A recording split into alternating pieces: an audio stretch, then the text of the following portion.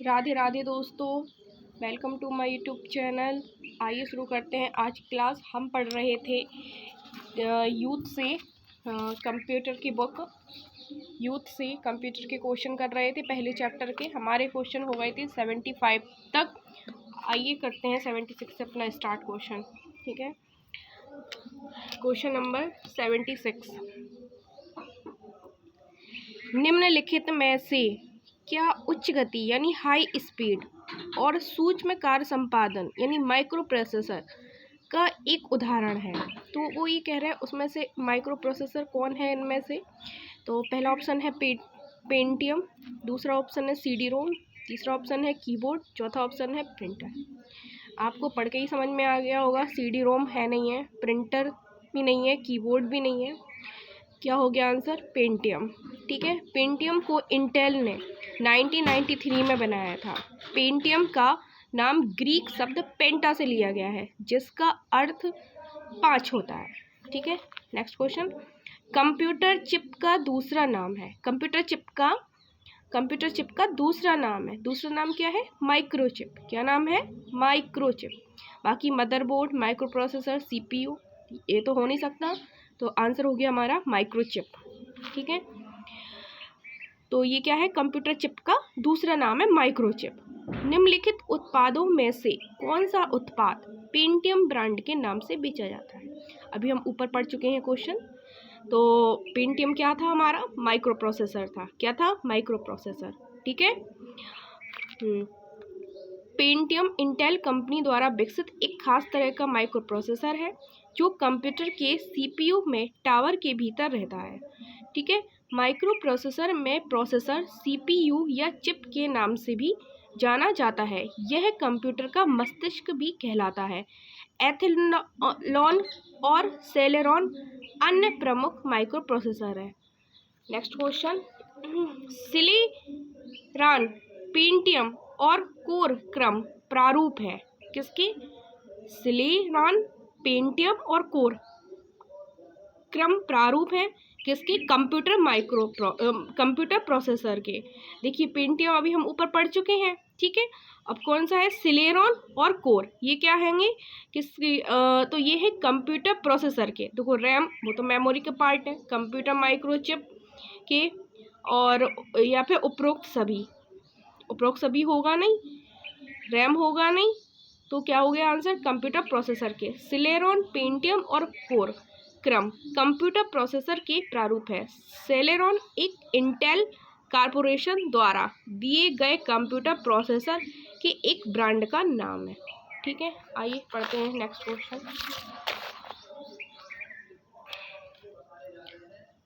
Next question है उच्च क्षमता वाला माइक्रो प्रोसेसर है। उच्च क्षमता वाला माइक्रो प्रोसेसर है पेंटियम, पेंटियम प्रो, पेंटियम द्वितीय, पेंटियम तृतीय, पेंटियम द्वितीय, इनमें से सभी। तो आंसर हो जाएगा इनमें से सभी। ठीक है, देखो, पेंटियम एक x86 कंपैटिबल माइक्रो प्रोसेसर है जो इंटेल द्वारा 1993 में लाया गया। पेंटियम प्रोसेसर एटम और सेलेरॉन से ऊपर तथा double core i3, i5, i7 से नीचे स्थान रखते हैं। इंटेल ने पेंटियम माइक्रो आर्किटेक्चर को डेवलप किया तथा उच्च क्षमता वाले पेंटियम प्रो को 1995 में बाजार में लाया। उसके बाद पेंटियम द्वितीय तथा पेंटियम तृतीय को बाजार में उतारा गया। ठीक है, next question. Intel core i9 एक प्रकार का क्या है? इंटेल कोर i9 एक प्रकार का प्रोसेसर है। क्या है? प्रोसेसर। ठीक है, आई नो क्वेश्चन थोड़े वैसे हैं, बट अगर हम बार बार रिपीट करेंगे, इनको बार बार पढ़ेंगे, तो इनमें अपन से दोस्ती करनी ही पड़ेगी, याद होने ही पड़ेंगे, हो जाएंगे याद।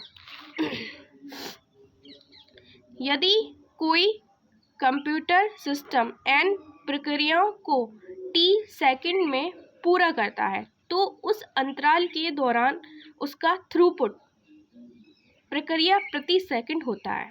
ठीक है, तो कितना होता है? n/t। एक बार फिर से रिपीट कर लेते हैं। यदि कोई कंप्यूटर सिस्टम n प्रक्रियाओं को t सेकंड में पूरा करता है तो उस अंतराल के दौरान उसका थ्रूपुट प्रक्रिया प्रति सेकंड होती है, कितनी होती है, n/2। Throughput is equal to क्या है, कुल की संख्या पूरा किया गया प्रोसेस अपॉन प्रोसेस को लगा समय, इक्वल टू क्या हो जाएगा, n/t।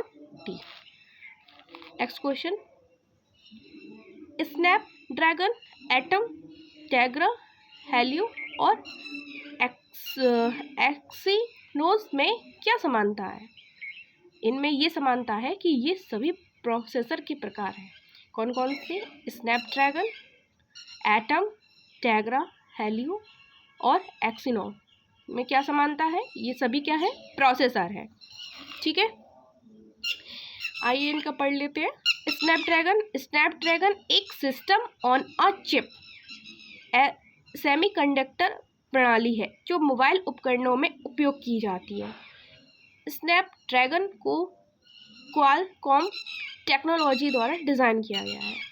ठीक है, नेक्स्ट क्वेश्चन, इंटेल नाम है एक, इंटेल नाम है किसका, कंप्यूटर की कंपनी का। इंटेल नाम है किसका, कंप्यूटर की कंपनी का। आपको याद होगा हम लोग पढ़ चुके हैं कि इंटेल ने ही हमारा पहला माइक्रो प्रोसेसर बनाया था 4004। ठीक है, नेक्स्ट क्वेश्चन, कंप्यूटर का कौन सा भाग कंप्यूटर प्रोग्राम के अनुदेशों को निष्पादित करने में सीधे सम्मिलित होता है?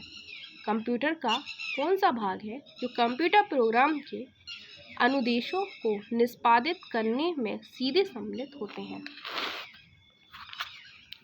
आंसर है प्रोसेसर।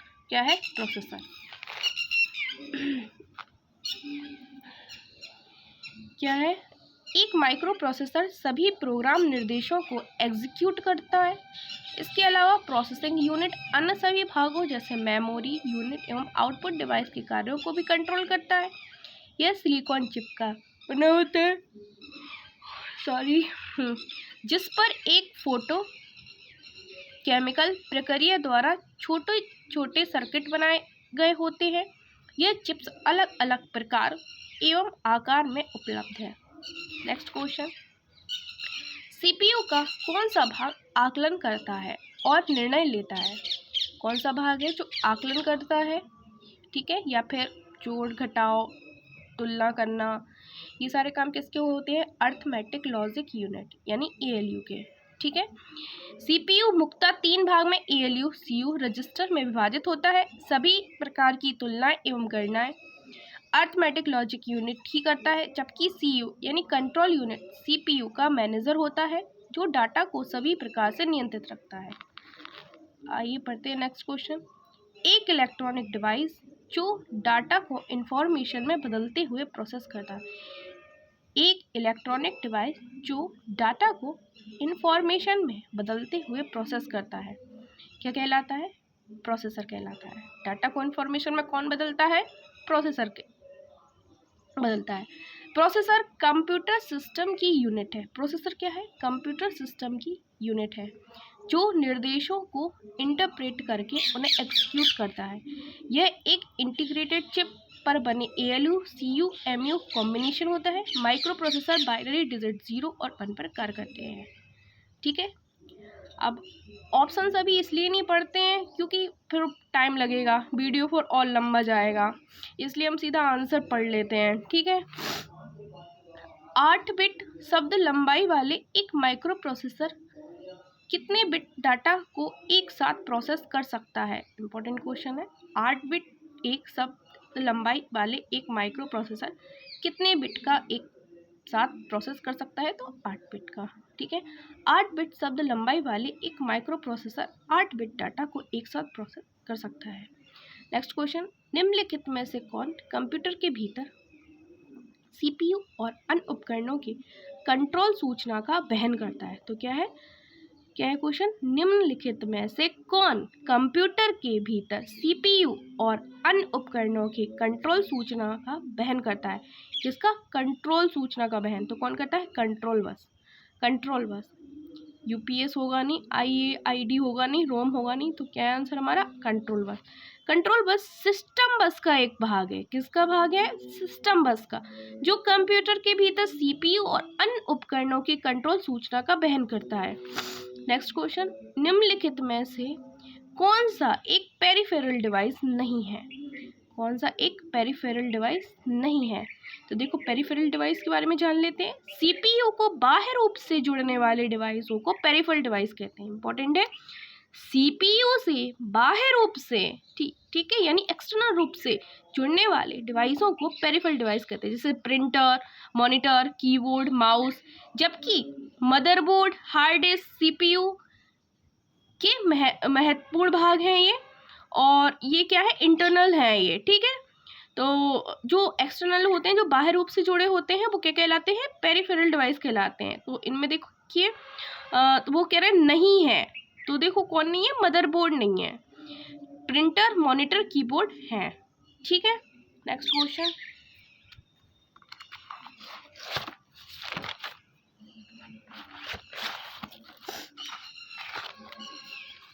आइए देखते हैं नेक्स्ट क्वेश्चन।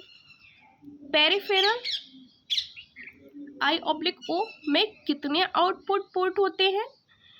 तो कितने होते हैं? 256। कितने होते हैं? 256। नेक्स्ट क्वेश्चन, बहु कार्य संपादन परिस्थिति में तथा के समाधान हेतु संकेत स्तंभ यानी सेमाफोर का प्रयोग किया जाता है। पता नहीं ये क्या कह रहे हैं, हमें तो बहुत कठिन लग रहा है इनकी हिंदी। महत्वपूर्ण अनुभाग समस्या, प्रक्रिया, तुल्यकालन, सिंक्रनाइजेशन, ठीक है। नेक्स्ट क्वेश्चन, कंप्यूटर व्यवस्थापन उन इकाइयों और उनके अंतर संबंधों को संदर्भित करता है जो वास्तुशिल्पीय विनिर्देशों को कार्यान्वित करता है। आंसर हो गया परिचालन। एक बार फिर से पढ़ लेते हैं। कंप्यूटर व्यवस्थापन उन परिचालन इकाइयों और उनके अंतर संबंधों को संदर्भित करता है जो वास्तुशिल्पीय विनिर्देशों को कार्यान्वित करता है, ठीक है। जब क्वेश्चन जो समझ में ना आए तो उनके पीछे भी मत पढ़ो, उन्हें बस पढ़ के हटाओ। ज़रूरी नहीं है कि वो आ ही जाए पेपर में, ठीक है। और वरना हम रिपीट तो करने ही वाले हैं क्वेश्चन को बार बार, तो ज़्यादा टेंशन लेने की किसी को ज़रूरत नहीं है।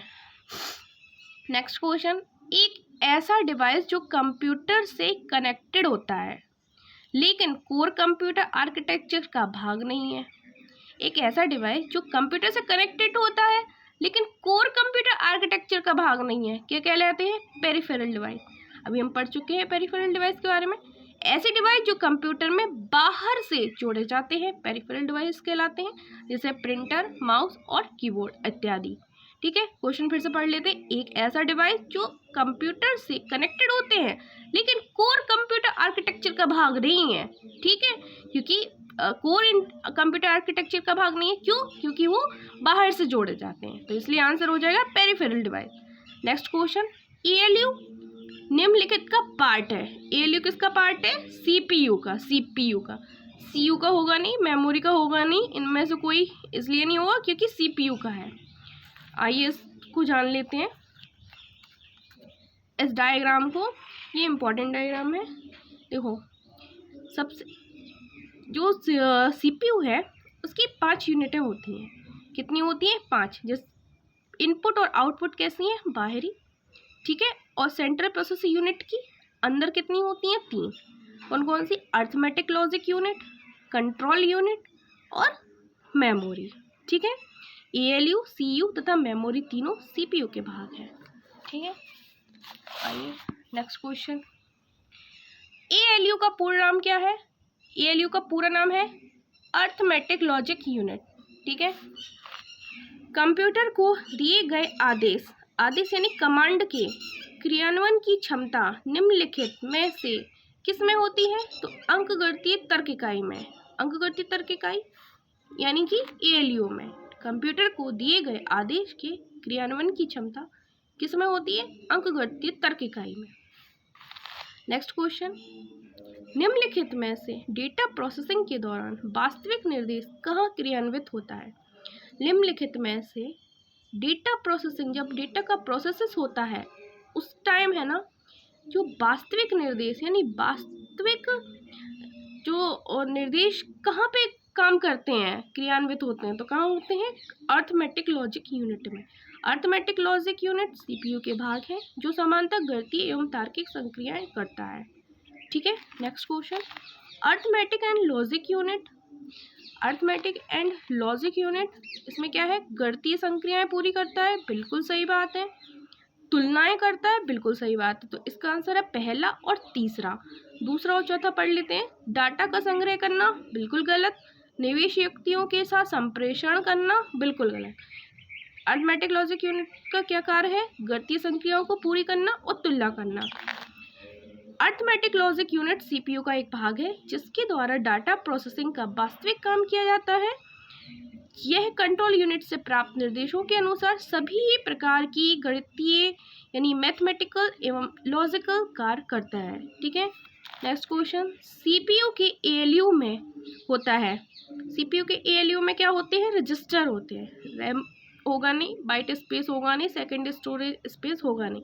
ऑप्शन के हिसाब से हमारा आंसर क्या हो गया? रजिस्टर। सीपीयू के एएलयू में रजिस्टर होते हैं। सीपीयू के एएलयू में क्या होता है? रजिस्टर होते हैं। एएलयू कंट्रोल यूनिट से प्राप्त निर्देशों के अनुसार सभी प्रकार की गणितीय तथा तार्किक गणनाएं करता है। एएलयू को पुनः दो भागों में एयू यानी अर्थमेटिक यूनिट, एलयू यानी लॉजिक यूनिट में बांटा जाता है। डाटा का मूलभूत अंकगणितीय क्रियाएं जैसे जोड़, घटाना, गुणा, भाग आदि संपन्न होता है। दूसरी तरफ एएलयू तार्किक कार्य जैसे बड़ा, छोटा, बराबर आदि संपन्न करता है। नेक्स्ट क्वेश्चन है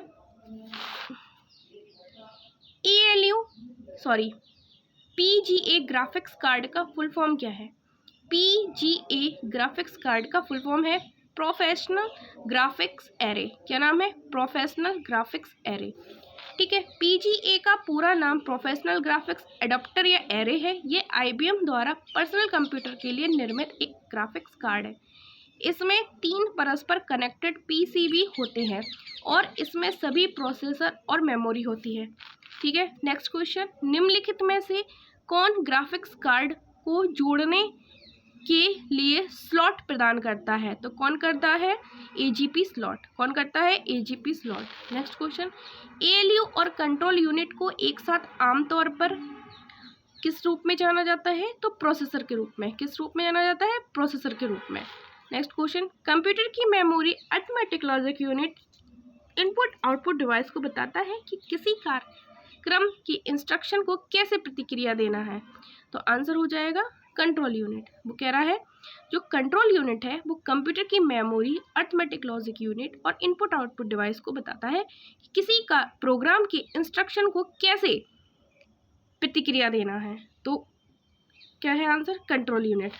कंट्रोल यूनिट कंप्यूटर के हर भाग को नियंत्रित करता है। यह इनपुट आउटपुट क्रियाओं को नियंत्रित करता है तथा एएलयू एवं मेमोरी के बीच डाटा के आदान प्रदान को निर्देशित करता है। यह इस बात को तय करता है कि कोई प्रोग्राम किस प्रकार से रन होता है। कंट्रोल यूनिट सीपीयू से डायरेक्ट जुड़ा होता है।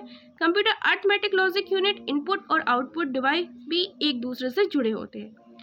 Next question, micro program control unit में अनुवर्ती निर्देश शब्दों को क्या में लाया जाता है? तो इंस्ट्रक्शन रजिस्टर में।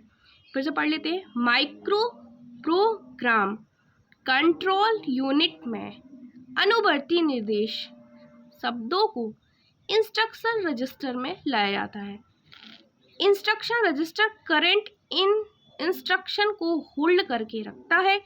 इसका एग्जीक्यूशन यानी निष्पादन हो रहा होता है। प्रोसेसर द्वारा दिए गए टाइम में केवल एक ही इंस्ट्रक्शन को कंट्रोल यूनिट में जाने से पहले स्टोर करके रखता है।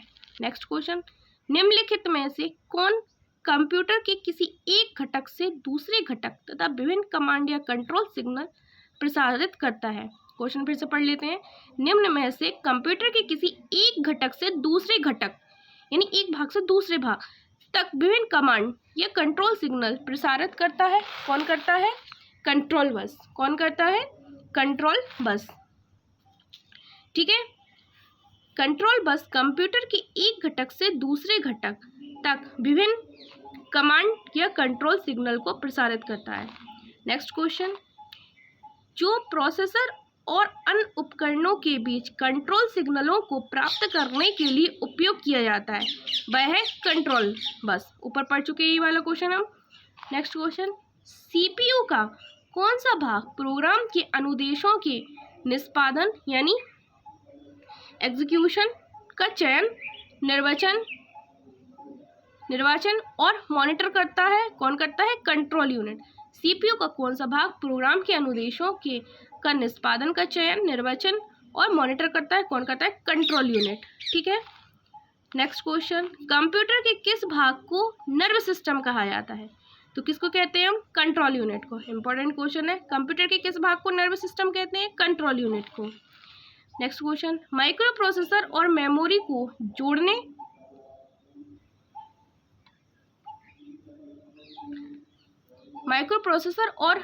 को जोड़ने वाले तारों का सेट किसके माध्यम से डेटा प्रवाहित होता है? कहलाता है डाटा बस। क्या कहलाता है? डाटा बस। डेटा ट्रांसफर करने के लिए मेमोरी लोकेशन निर्दिष्ट करने के लिए किस बस का उपयोग किया जाता है? तो किस बस का उपयोग किया जाता है? एड्रेस बस का। किस बस का किया जाता है? एड्रेस बस का। एड्रेस बस जिसका उपयोग फिजिकल एड्रेस निर्दिष्ट करने के लिए किया जाता है जब एक प्रोसेसर या डीएमए सक्षम डिवाइस को मेमोरी लोकेशन को पढ़ने या लिखने की आवश्यकता होती है तो यह उस मेमोरी लोकेशन को एड्रेस बस में निर्दिष्ट करता है। पढ़ने या लिखने के लिए वैल्यू को डेटाबेस पर भेजा जाता है। नेक्स्ट क्वेश्चन, निम्नलिखित में से कंप्यूटर का कौन सा भाग केंद्रीय नाड़ी तंत्र कहलाता है? ऊपर पढ़ चुके हैं तो आंसर हो जाएगा कंट्रोल यूनिट। ठीक है। नेक्स्ट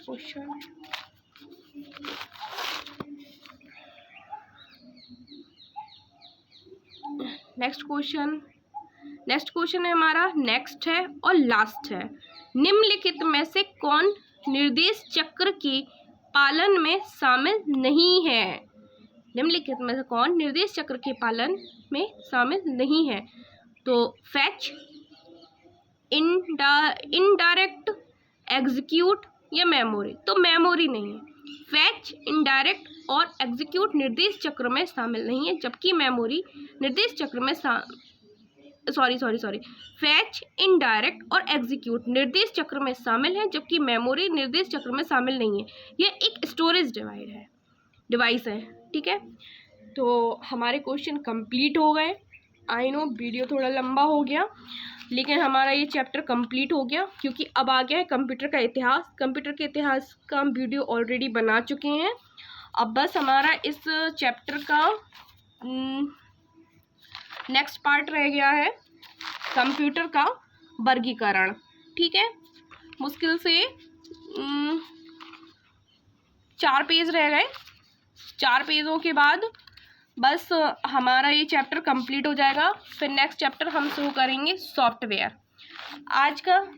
आज हमने आपके लिए रखा है लास्ट में एक क्वेश्चन जिसका आप सभी लोग आंसर देंगे। ठीक है, कमेंट बॉक्स में। आज का क्वेश्चन है,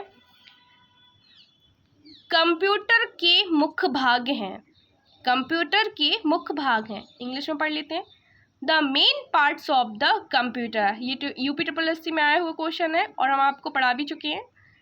देखते हैं हम लोगों को कितना याद है। तो प्लीज़ अगर आपको ये क्वेश्चन का आंसर आए तो प्लीज़ कमेंट कीजिएगा। ऑप्शन ए है 6, बी है ऑप्शन 7, सी है ऑप्शन 8, डी है ऑप्शन 9।